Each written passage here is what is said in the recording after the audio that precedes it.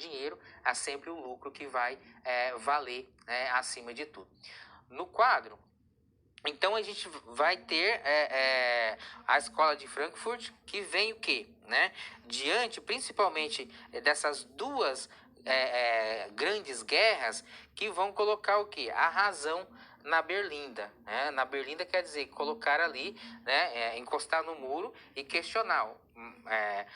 O objetivo iluminista, o objetivo positivista não era transformar o homem para melhor ética e politicamente? E por que não transformou então? Então a escola de Frankfurt vem agora olhar, né, para essa racionalidade e colocar na berlinda, colocar ali, né, diante do muro e questionar. E aí a conclusão que vai, né, ter nesse contexto é o quê? A sociedade do século XX, ela é cada vez mais desumanizadora. Ela transforma o homem em coisa acrítica e irreflexiva. E tudo isso foi fruto do iluminismo. Então a razão transformou-se em racionalidade técnica. E quando a gente fala em racionalidade técnica, nós estamos falando que ela é apenas um instrumental, né, para um fim, para um produto final. E aí nós vamos ter, né, uma sociedade de consumo. E aí o conceito anterior que você viu, que é então a sociedade de massa. Né?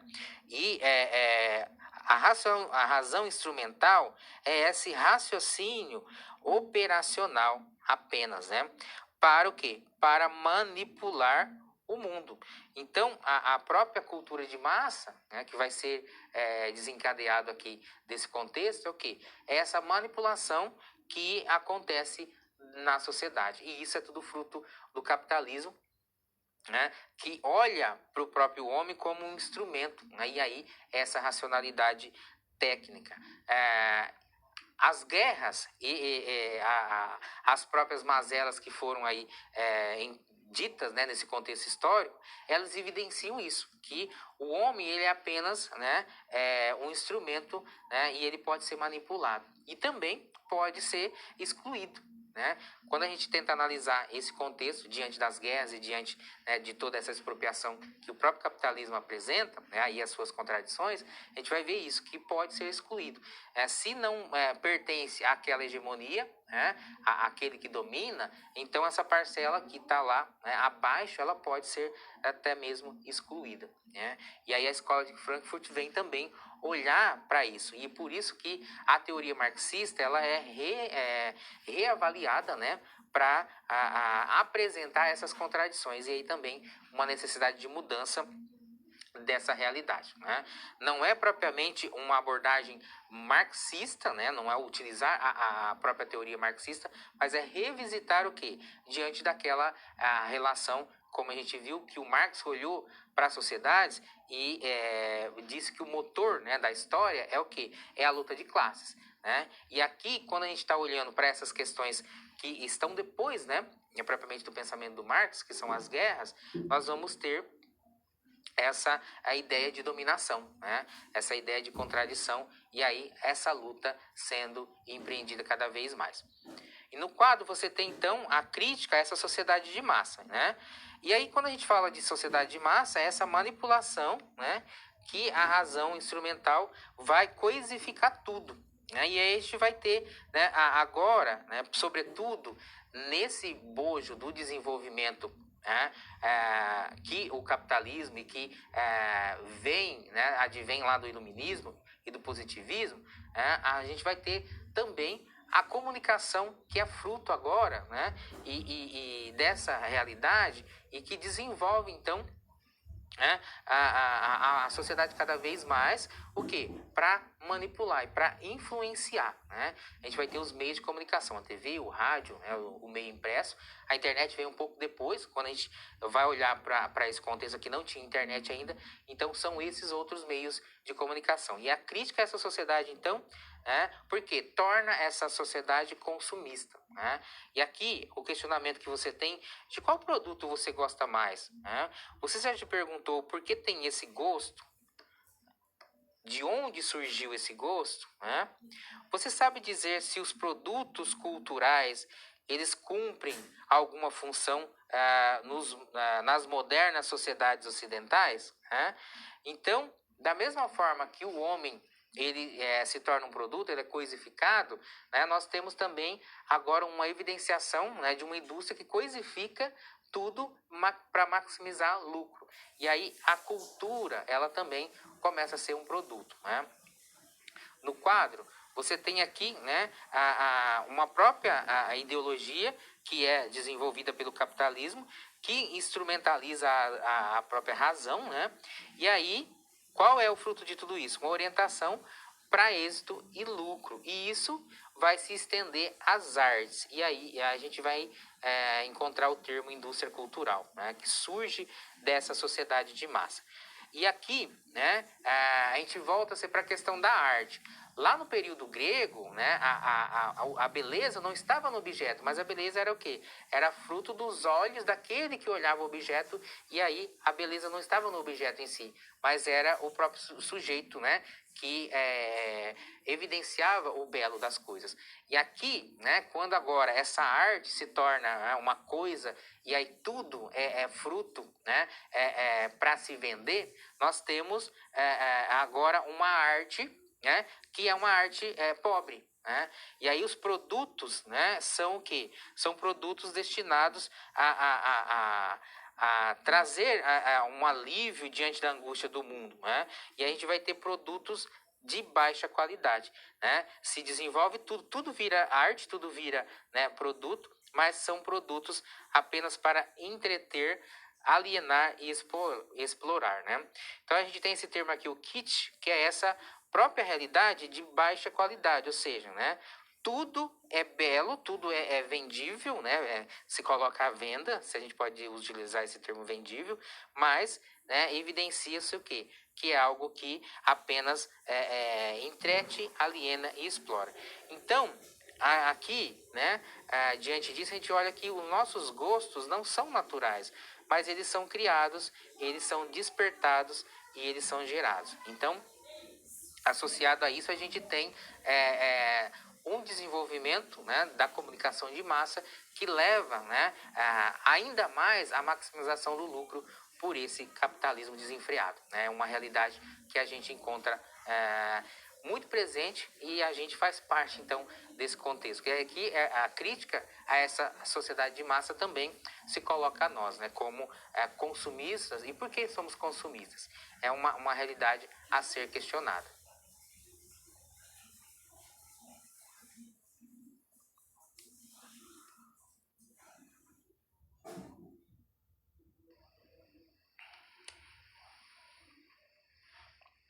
Adorno e Horkheimer. Nós encontramos então como dois pensadores que advêm aí da própria escola de Frankfurt, o Adorno e o Horkheimer, que vão o quê? Apresentar a sua teoria crítica a essa realidade. E aí a gente tem a dialética do esclarecimento, né, que é um desenvolvimento proposto aí dentro dessa nova proposição filosófica.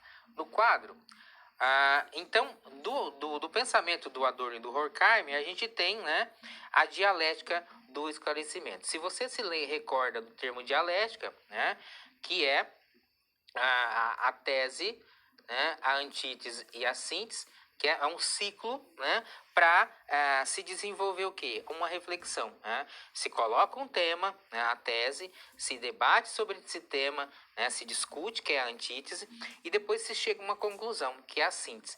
E aí o ciclo é retomado, né? Toda síntese gera uma nova tese. E aqui, né, o esclarecimento, né, é olhar para essa realidade, né, e ver a manipulação que é feita para a sociedade. E aí, né, o Horkheimer vai dizer, né, que é necessário uma crítica dessa razão instrumental. A crítica aqui, ela se volta, né, a uma interpretação negativa do próprio iluminismo. Né? Então a gente tem uma civilização técnica e também uma lógica cultural que é aí própria desse sistema capitalista. Né? Por que uma civilização técnica? Porque tudo é passível aí de ser transformado, né? Então, o homem, pela sua racionalidade, ele tecnifica tudo, ele transforma tudo. Mas não basta apenas possuir as condições para desenvolver uma técnica, né? Nós não somos só o instrumental, né? Nós não vivemos só fazendo as coisas e desenvolvendo. Nós também nos colocamos com sentimento, nos colocamos diante das coisas. E aí não podemos ser puramente racionais, né? E aí essa é a crítica dessa razão instrumental. Então, a própria civilização, né, segue essa lógica cultural, né, desse sistema capitalista. Por quê? Porque busca-se a maximização do lucro, né? E aqui, se a gente olha para isso, essa racionalidade instrumental, ela leva o homem cada vez mais a desenvolver, né, também malefícios, que são as questões que a gente viu, já, né, evidenciadas na história, as guerras, a bomba atômica, né, e outras catástrofes, né, que o próprio homem foi capaz. Mas, olhando para esse momento pós-moderno, nós vamos ver que essa racionalidade instrumental, e agora, né, no campo da ciência, em diversas áreas, ela ainda pode empreender outros desastres. Então, nós temos tantas outras discussões, principalmente no campo da bioética, né? Que a bioética é o quê? É pensar aí sobre a vida, né? Sobretudo a vida humana diante, né, das potencialidades de mudanças na essência do humano, né? E aí a gente tem as questões genéticas, outras abordagens que são pensadas aí pela bioética, ou seja, de não extrapolar a condição humana de manipular a vida, né? E aí a bioética está sempre relacionada também à questão da saúde, né? Do meio da medicina, né? Porque é uma área que evoluiu muito, né? E aí pode-se chegar, né, a questões aí que venha trazer ali algumas catástrofes, né? A própria questão do meio ambiente, né? Até onde essa racionalidade técnica que vai transformar esse meio ambiente e quais as consequências que nós vamos sofrer? Já estamos sofrendo, né? Aí tem aquecimento global, outras questões de catástrofes ambientais que têm acontecido. E será que isso também não é tudo fruto dessa racionalidade instrumental que levou o homem ao limite, né, do uso, né, dos recursos naturais? Então, veja, são diversas questões que se colocam. Uma delas, conforme você pode ver no quadro, é a crítica aí, como a gente viu, a essa indústria cultural, né? E aqui a gente tem o quê? A crítica à sociedade, né, de mercado, né? Tudo isso tem a finalidade o quê? De um progresso técnico. Mas, na verdade, esse progresso técnico né, transformar tudo, né, para ter o quê? Lucro. Né? Mas será que é necessário, então, essa sociedade de mercado ter cada vez mais esse desenvolvimento? Vamos olhar para a questão automobilística. Né? Você vê aí que as marcas, elas criam carros ali diferenciados todo ano, né? Nós vamos ter lá, vou citar aqui um carro mais popular, né? Mas a gente tem um Uno, né? E aí você já tem um Uno Renegade, você tem um Jeep Renegade, você já tem outro tipo de carro SWV, SUV, todos esses nomes aí, né? Me desculpe se eu não sei os nomes de carro, mas só para exemplificar que há, né, um desenvolvimento dessa indústria, mas em busca do quê? É melhorar a condição de vida, né? Mas os carros já melhoraram a condição de vida enquanto meio de transporte e muito, né? Então, por que essa mudança sempre de um ano para o outro? Que sai lá uma versão diferenciada dessas marcas aí que eu mencionei, né? É o que? É a maximização do lucro, né? Deve-se ganhar e aí levar esse consumidor a ter uma necessidade, né, de trocar de carro, porque aquele que saiu com a versão lá 2022, por exemplo, ele tem aquilo que vai me dar um conforto, né? Mudou-se lá alguma coisa no farol ou no painel eletrônico que agora todos os carros na maioria tem, né? E aí me leva a também querer essa mudança. Mas será que é necessário? Se a gente olha para a nossa própria existência enquanto não necessitado, né, de bens materiais. Será que aquilo ali realmente vai trazer uma satisfação ou é apenas um impulso que é proporcionado por essa indústria cultural? Então, eu citei a questão do carro, né, porque é uma mudança muito clara que a gente vê de um ano para o outro, né, mas também a gente vai encontrar isso em diversos outros produtos. E aí, né, aquele termo lá, o kit que a gente viu, é que os produtos eles são feitos cada vez mais para, né, trazer o que, né, não uma qualidade, né?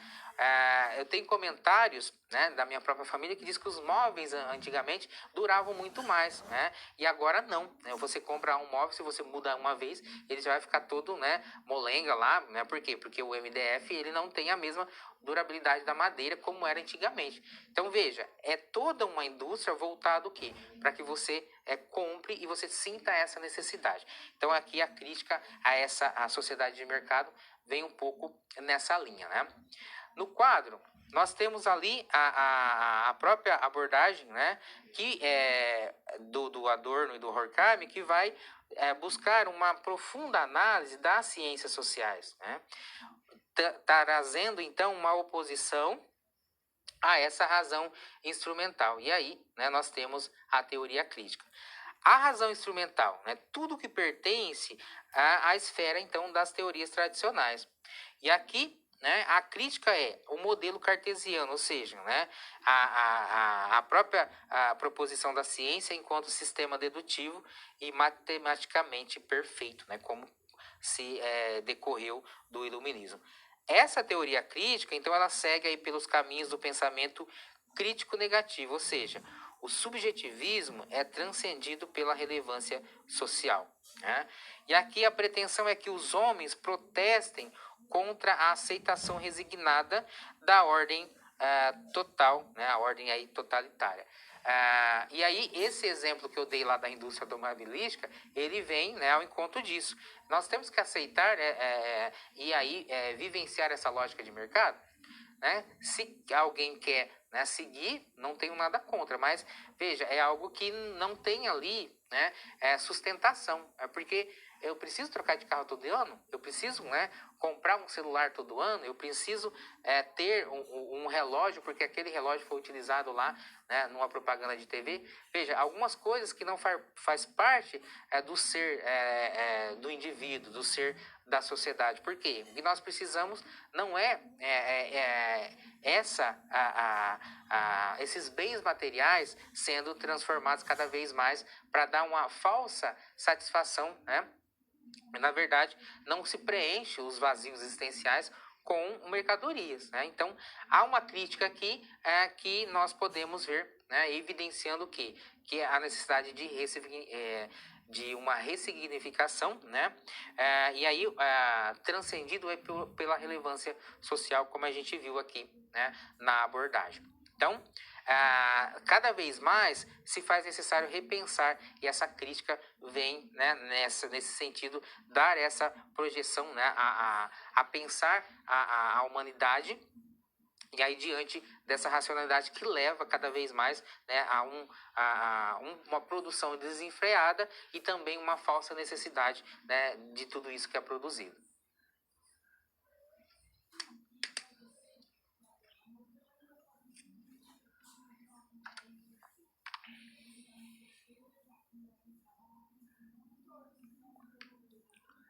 Pós-modernidade e filosofia.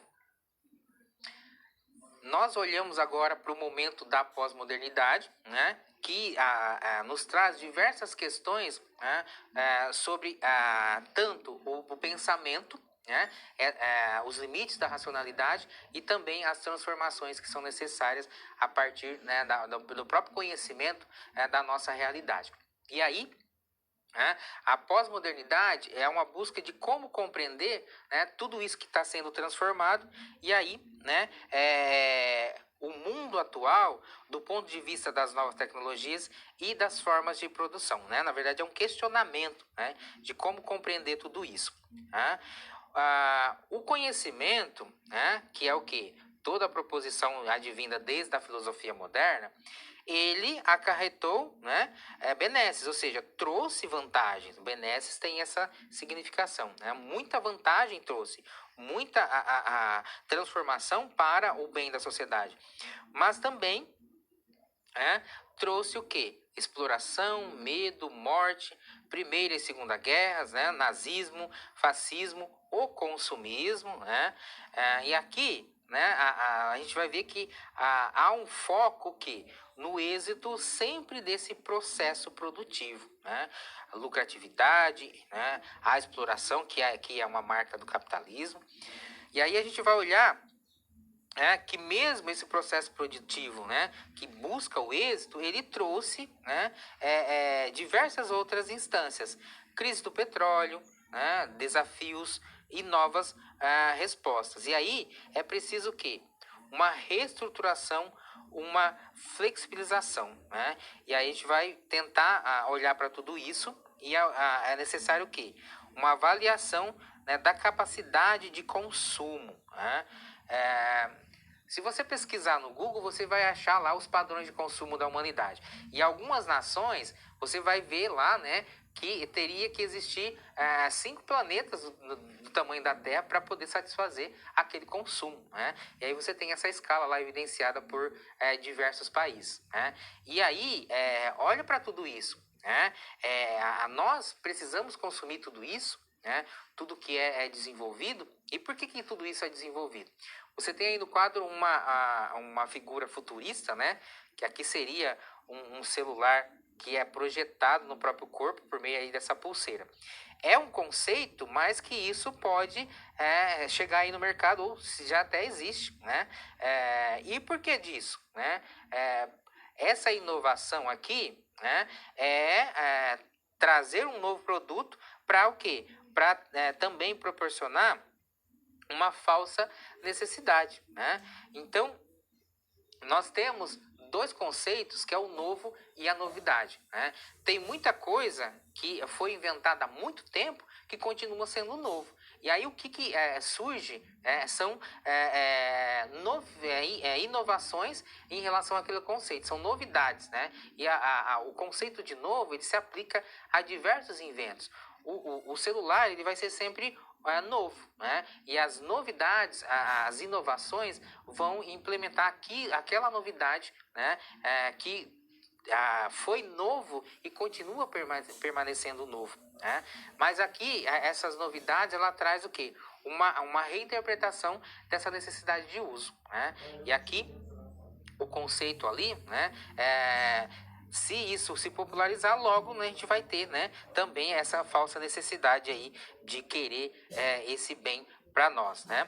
Então, a pós-modernidade, e aqui, né, falando do novo e da novidade, a gente vai ver que ela se caracteriza cada vez mais como um espaço aí fluido, né, um mundo líquido, né, tempos curtos, competências múltiplas. Na verdade, aqui, né, são diversas características desse período pós-moderno que também, né, se colocam a nós enquanto sujeitos desse momento pós-moderno.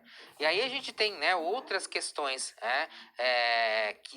que trouxeram mudanças diante desse momento de pós-modernidade. Né? Caiu o muro de Berlim, né? A gente tem um Estado mínimo, ou seja, né, as nações e os governos não se desenvolvem, não se envolvem, melhor dizendo, na política, na própria economia. Né? E aí a ideia, né, liberal é isso: o Estado tem que ter um mínimo de participação na economia, porque a economia vai se autorregular. Né? O neoliberalismo, que é o que? Essa própria proposição de que o governo, né, deve, né, deixar o mercado se desenvolver, né, e todo o desenvolvimento que acontece, né, tirando, de certa forma, alguns benefícios que a sociedade tinha, né, em nome o quê? Dessa ideia, né, de que a economia deve avançar. Né? E aí a sociedade é uma sociedade individualista, e isso, né, associado a todas essas questões, traz à tona cada vez mais a evidência aí das desigualdades sociais. Então a gente vive num ritmo acelerado cada vez mais, né? Esse mundo vai se encolhendo, por quê? Porque a gente não tem mais as fronteiras, lembra lá da globalização, da aldeia global? Então, o mundo se encolhe e, ao mesmo tempo, nós nos fechamos aí num casulo, né? E aí a gente tem, né, o vizinho ali do lado que a gente não conhece e você se comunica com a pessoa, né, lá do outro lado do mundo, né? Aquela pessoa do outro lado, ela é presente na sua vida e você não conhece o seu vizinho, né? Você não conhece aqueles que estão próximos de você, né? Por quê? Porque isso é uma marca também dessa aceleração da vida, né? E a característica dessa individualidade que está cada vez mais marcante.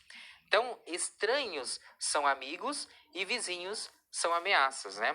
Então, nós temos aí a pós-verdade, né? O signo fala mais do que o fato, né? O fenômeno aí da pós-verdade, que é o quê? Né? Toda a evidenciação, né, de que mesmo com a constatação, né, o que vale é além daquilo que está sendo evidenciado. Então nós temos aqui uma insegurança no trabalho, nos relacionamentos, tudo isso aqui são características dessa pós-modernidade, tá? Então, pós-modernos são conservadores, né, individualistas, e aí a gente também tem aí os libertários, os coletivistas.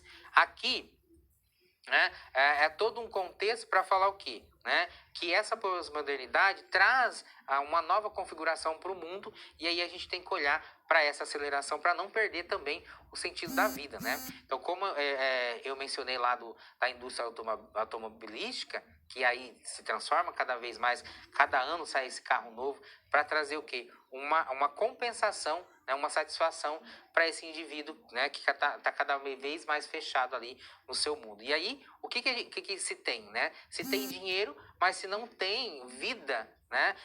Que traga uma satisfação. E aí o consumo é essa resposta. Então, a pós-modernidade também, né, deve ser olhada e essas características aqui devem ser repensadas. Até onde a gente vai chegar, né, com tudo isso.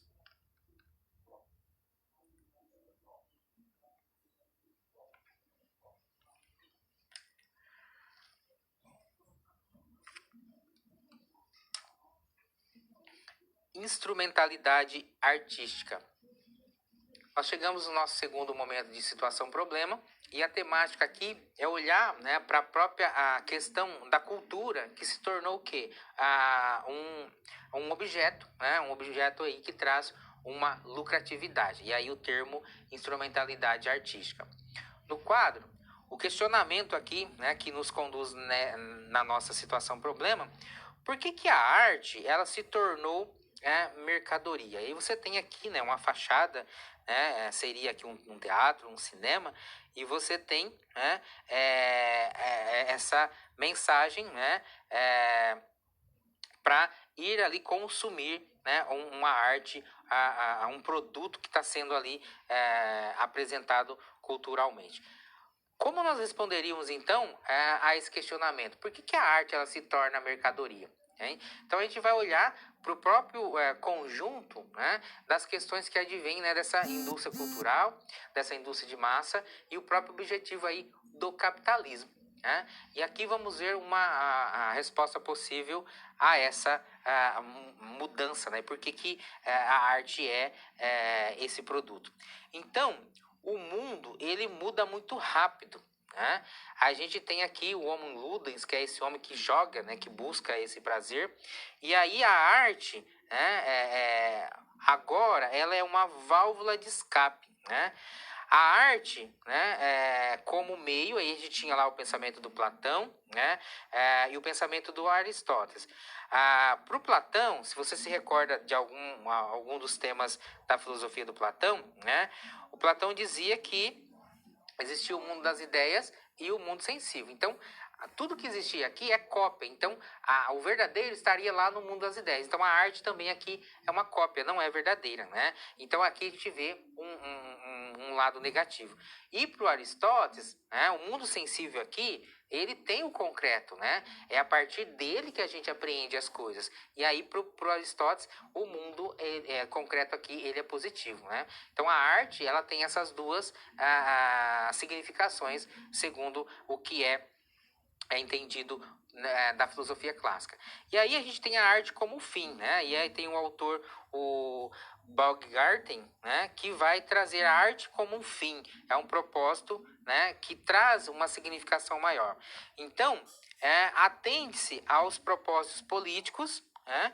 É aqui, né, de certa forma, quando se fala do produto, ele pode trazer a alienação, porque perdeu aquele sentido da contemplação, né? E aí, nós vamos ter a alienação, né? E aí, quando, né, atende aos propósitos econômicos, nós vamos ter a exploração, né? Então, o questionamento, né, por que a arte se tornou mercadoria, a gente vai ter essa proposição. Aí, se é propósito político, é alienação. Se é um propósito econômico, é essa exploração. Ou seja, né, tudo isso vem no escopo aí da própria abordagem do capitalismo, né, que tenta, né, colocar tudo como um consumo. E aí o homem, né, vai perdendo essa valorização. Por quê? Porque o lucro ele vai falar mais alto diante também dessa questão da arte. Aí a gente vai ter, né, uma indústria cultural que cada vez mais, né, apresenta bens, né, culturais, mas que não tem uma significação, não acrescenta. Né? Se a gente for olhar para o cinema em si ele é uma arte. Né? Então, o cinema clássico ele tem toda uma técnica, para ser desenvolvido. E aí, o cinema agora, que a gente tem, né, como esse bem, né, cultural, ele, né, não vai mais ser desenvolvido através da arte, né, das técnicas que são próprias da invenção do cinema. Mas aí a gente vai ter, né, todo um desenvolvimento agora, né, que apresenta toda cenas que são computadorizadas e aí perde, né, toda aquela essência do cinema como quanto arte. E aí as técnicas, né, que são empregadas, não vou aqui, né, entrar, né, em nenhuma das técnicas, sei que são várias, né, elas se perdem, né, porque o que está por trás ali da cena não é a interpretação em si, mas é algo mecânico que é implementado, né, por toda a computação gráfica. Então a gente vai ter filmes maravilhosos, digamos assim, né? Mas a gente não vai ter a arte do cinema, né, como a técnica que foi pensada e aí elaborada por muito tempo, né? A gente tem filmes, sim, que são desenvolvidos com as técnicas, mas você tem a grande parte que é o quê? Computação gráfica. Né, cenários ali montados e super efeitos, né, que não trazem nada em si. É grandioso, não, a explosão, né, o giro que o carro fez, ou o super-herói em si que está ali, né, com diversos poderes, mas você vai ver que ali é uma computação, não é a arte em si. Esse exemplo aqui é para trazer também, né, a ideia desse produto. Né? Então você tem toda uma indústria, e a indústria do cinema é grandiosa, né? Mas também toda essa indústria da arte agora como um consumo e que não acrescenta. Né? Então aquele belo, como eu mencionei lá da própria filosofia clássica, que a beleza estava nos olhos de quem via e não, né, na arte em si, né?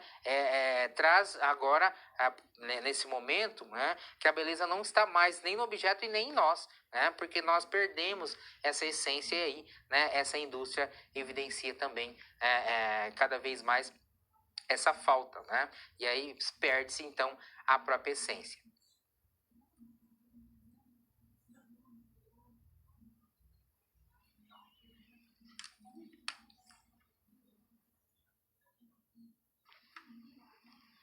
A guerra é o ato de maior estupidez humana. Isaac Asimov. Se a guerra subestimam a inteligência humana, como podemos evitá-las? Nesse nosso momento de interação, eu trago aí para você esse questionamento, né? Diante o quê? De toda a reflexão que a gente fez, né? Do homem como esse grande criador, né? Por meio que da sua razão, né? Agora centrado nessa ideia, né? De que é capaz de transformar o mundo, mas nós vemos que essa razão também foi aí, né, o que levou a grandes catástrofes. E o questionamento que você tem aí no quadro, né, apresenta essa ideia, né, que foi a guerra causada também por esse empreendimento da racionalidade humana. Então, se as guerras subestimam a inteligência humana, como podemos evitá-las? Esse é um questionamento que não é tão simples de se responder. Por quê? Porque desde que a humanidade há competição. E se há competição, nós vamos ter sempre um conflito. Né? Mas aí, né, nós temos que pensar que nós também somos seres impulsivos, ou seja, nós temos, de certa forma, momentos que nós vamos expressar a cólera, né, digamos assim, mas nós também podemos nos controlar. Então aqui a guerra ela vai ter um limite, né, quando nós conseguimos controlar essa cólera. Mas assim, se nós formos olhar para a questão econômica e para a questão política, né, não se pensa dessa forma. Então, quando, né, o impulso, né, de querer controlar está nas mãos de uma minoria, que aí representa tanto os poderes, né, que estão presentes aí nas grandes nações, eles não vão pensar, né, dessa forma e tentar refletir no controle diante, né, dessa impulsividade que faz parte da própria humanidade, mas que nós somos convidados a não desenvolver, né, esse enfrentamento e essa cólera. Então, com a frase aí do Isaac Asimov, a guerra vai ser sempre aí um ato de maior estupidez. Né? Há a possibilidade de controle, mas enquanto o lucro, enquanto o poder falar mais alto, né, nós não vamos ter, então, a possibilidade, né, de evitar. Mas se o esforço da humanidade de controlar essa racionalidade instrumental, né, for maior, aí poderia haver então o fim, né, das guerras, o fim das disputas. Mas é um caminho ainda que nós estamos traçando. Então o que a gente viu no decorrer de toda a disciplina é sempre o quê? Né? Olhar para o homem que é capaz tanto de transformar, mas também, né, que é capaz de trazer ali desastres. E aqui, né, tudo isso é fruto, né, de um desenvolvimento desenfreado, mas que nós temos aí que tentar desenvolver, né, essa potencialidade humana sempre para o bem. E aí a gente volta lá na máxima do Kant, né, que nós devemos buscar o bem, mas o bem pelo bem em si e não pelo bem material, pelo bem individual. Né? Essa é uma das proposições que a gente tem para responder aí ao questionamento. E já nos conduzindo para a finalização da nossa aula e também a finalização da nossa disciplina, né? O que a gente viu como proposições maiores nessa aula e também aí fazendo o fechamento geral, né? Nós vemos que a contemporaneidade ela é iniciada, né, no século XVIII, a gente tem todo um desenvolvimento da racionalidade. Né? E isso vai ser questionado, por quê? Porque nós tivemos diversas catástrofes, diversas crises, né, sobretudo aí as guerras. A fenomenologia é uma corrente filosófica que vem, né, trazer o quê? Uma ideia maior agora de consciência e significação, ou seja, as coisas têm sentido, mas o sentido é nós que vamos dar a elas, né? E aí também o sentido para o poder, o sentido para a busca desse poder, né, vem de acordo com a nossa consciência também dessa busca. Críticas à própria racionalidade instrumental, a gente vai ter a escola de Frankfurt, né, que critica essa sociedade de massa e toda essa evidenciação que o homem fez de malefícios por meio da sua racionalidade instrumental. Adorno e Horkheimer são os dois autores que, né, apresentam a pós-modernidade e a necessidade de repensar, né, as relações. Né? E diante disso, né, olhar para essa pós-modernidade e aí também ver que o homem é capaz de continuar transformando, mas também é necessário, né, que se coloque limites e se pense qual é o futuro da humanidade, qual é o futuro que nós queremos deixar aí para os nossos semelhantes, tá certo? Com isso, eu me despeço de vocês. Espero que a disciplina tenha proporcionado o objetivo lá que a gente almejou no início, de agora ter uma nova concepção, né, para olhar para o mundo, né? Uma cosmovisão agora diante dos fundamentos que a filosofia nos traz, né? Uma maneira diferenciada para olhar aí para a própria realidade, tá certo? Então, muito obrigado pela atenção e até uma próxima oportunidade.